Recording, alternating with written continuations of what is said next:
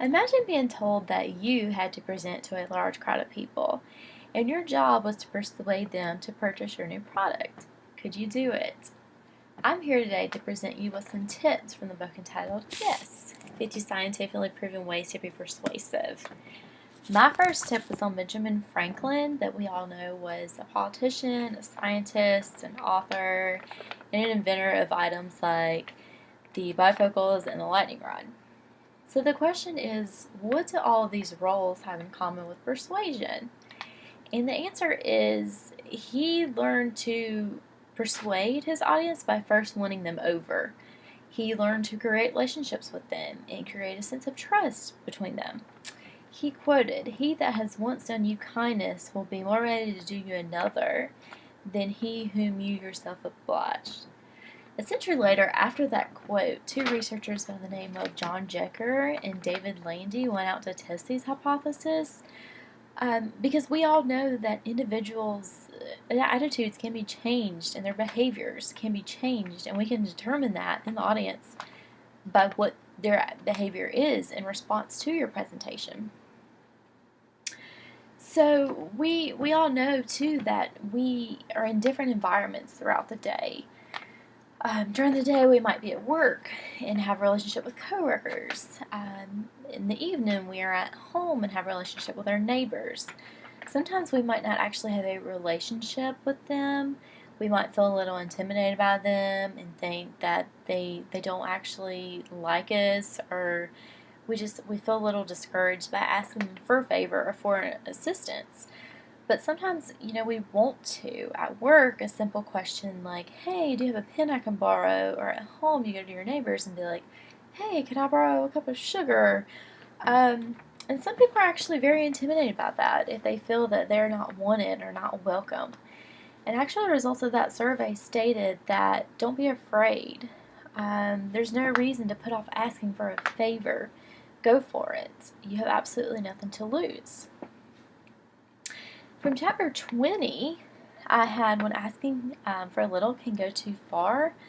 We are all familiar with the quotes, good things come in small packages.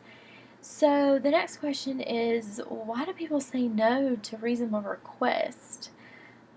Reasonable requests, for example, like going to the grocery store and checking out, and they sometimes ask, "Do you want to round your total up to the next dollar by donating this to the American Cancer Society, or for breast cancer, or for starving children, or animals?" And most of the time people will just respond with no, but I personally always say yes, absolutely, because every little bit helps. And actually, a survey was done by researchers of the American Cancer Society where they went out door to door and asked individuals if they would like to donate to the American Cancer Society, and many individuals just responded with a simple, strict no.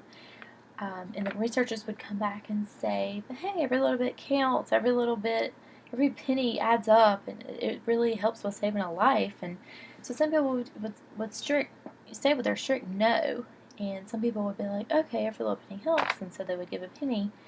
And actually, the results of that survey, the researchers learned that every 100 people that they door knocked to, they donated a total of $72 just from giving a simple penny. So it is a very effective strategy to just tell people, hey, every little bit does help, every little penny counts, because every little penny does count. It adds up to almost $100, which is very, very helpful to many societies. Another example would be at work when you don't want to offend somebody with their horrible handwriting, but you can't read it. So you go up to them and say, "Hey, could you please improve the clarity of your handwriting? Every little bit helps." Meaning that just the improvement of their handwriting can actually help the whole company, can actually help the company grow, it can help the individuals understand exactly what they're writing and why they're writing it. And so it's a great effective strategy as far as persuasion, because you're not being offensive, but you're trying to just tell them, hey, every little bit helps. Just just help and help everybody else that's around you, because you're not the only one that's actually being affected.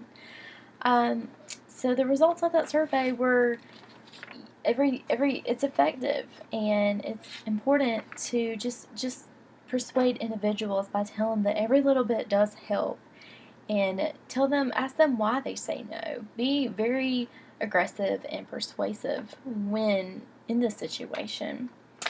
So my question is, when is the last time you've been persuaded? Thank you.